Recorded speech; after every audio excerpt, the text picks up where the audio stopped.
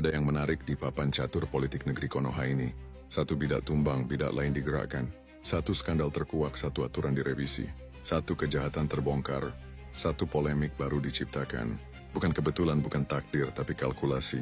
Pembahasan ini bukan soal mendukung atau menyerang, atau bernaung dalam satu kelompok manapun, tapi tentang memahami bagaimana logika dan fakta bekerja di sela-sela kebiasaan yang jauh dari perhatian di tengah kehebohan. Jangan biasakan kebiasaan netizen algoritmi. Jempol cepat, komentar ngawur. Sebuah skandal keuangan raksasa baru saja mengguncang panggung Konoha ini. Uang rakyat digerus tanpa malu. Pelaku duduk di kursi kekuasaan sambil tersenyum. Tapi sebelum rakyat sempat mencernanya, tiba-tiba muncul wacana mengutak-atik aturan tentang lembaga berseragam loreng. Sebuah revisi yang katanya demi masa depan, demi stabilitas, dan demi kebaikan bersama. Tapi apakah kalian sadar, di dalam politik, kata demi itu selalu punya harga? Seorang filsuf Yunani yaitu Plato pernah berkata, pemerintahan yang korup akan selalu mencari cara untuk mengalihkan perhatian rakyatnya dari kebenaran. Dan Aristoteles menambahkan, tirani tak selalu datang dengan pedang, tapi bisa dengan manipulasi informasi. Sementara Sun Tzu dalam The Art of War mengingatkan, kekacauan itu adalah alat bagi yang berkuasa. Dan inilah kekacauan yang sedang dimainkan. Rakyat diarahkan untuk berdebat soal revisi aturan loreng, sementara tangan-tangan kotor tetap menutupi kecurangan keuntungan di bawah meja.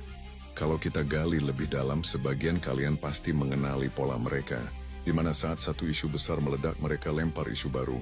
Rakyat pun ribut sendiri. Lupa siapa yang sebenarnya harus disorot.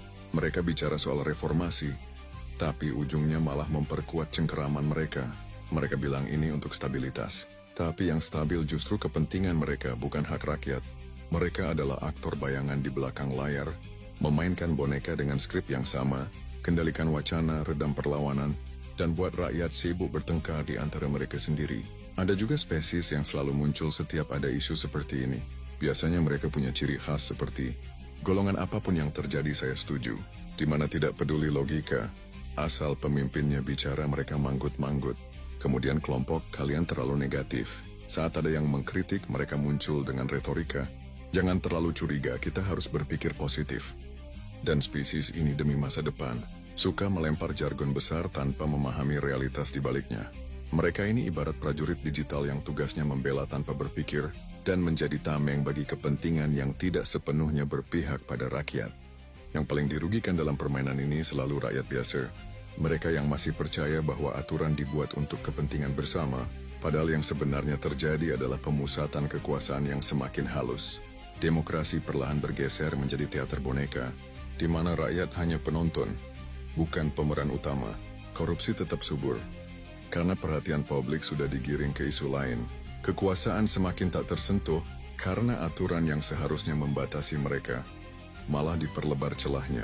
Kita seperti katak dalam panci yang airnya dipanaskan perlahan, tidak sadar sampai semuanya sudah terlambat.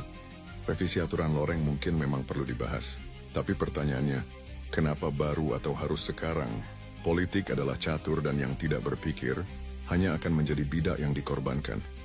Demokrasi bukan soal siapa yang berteriak paling keras, tapi siapa yang bisa melihat kenyataan dengan paling jernih.